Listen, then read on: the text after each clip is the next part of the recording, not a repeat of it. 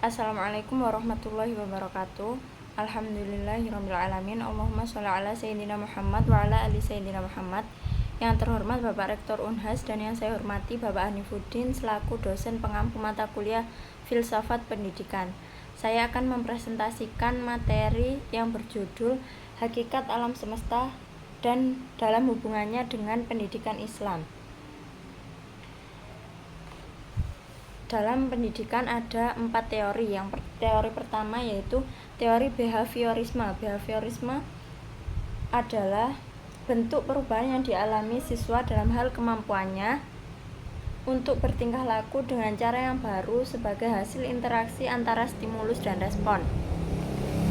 Karakteristik dalam teori behaviorisme yang pertama ada belajar mengalami perubahan atau menghasilkan perubahan.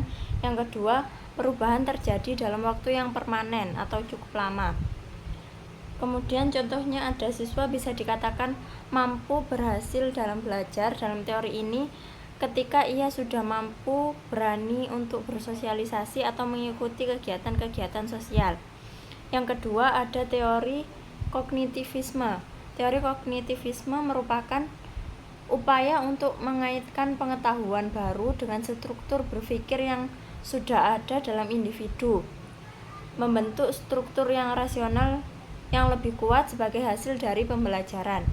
Contohnya, siswa mampu diskusi kelompok ketika guru membentuk kelompok dan menyelesaikan masalahnya secara kritis. Karakteristik dari teori kognitivisme yang pertama, fokus pada proses mental internal.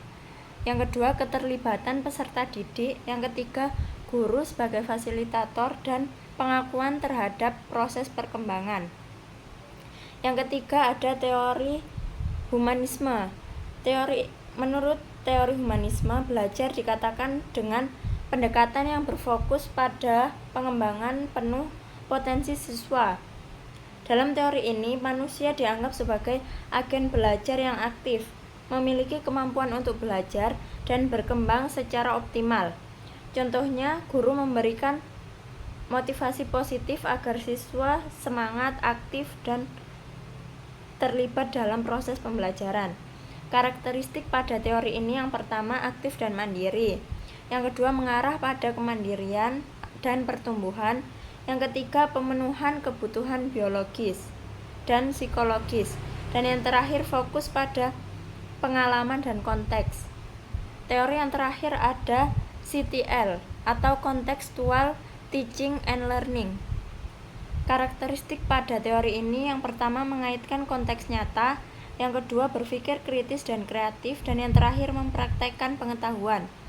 Teori ini merupakan konsep pembelajaran yang mendorong siswa untuk menghubungkan apa yang dipelajarinya di kelas dengan kehidupan nyata. Contohnya memberi tugas kepada siswa untuk mengamati langsung praktek sholat atau mencari contoh penerapan sedekah dan zakat dalam kehidupan siswa tersebut. Terima kasih, kurang lebihnya mohon maaf. Wassalamualaikum warahmatullahi wabarakatuh.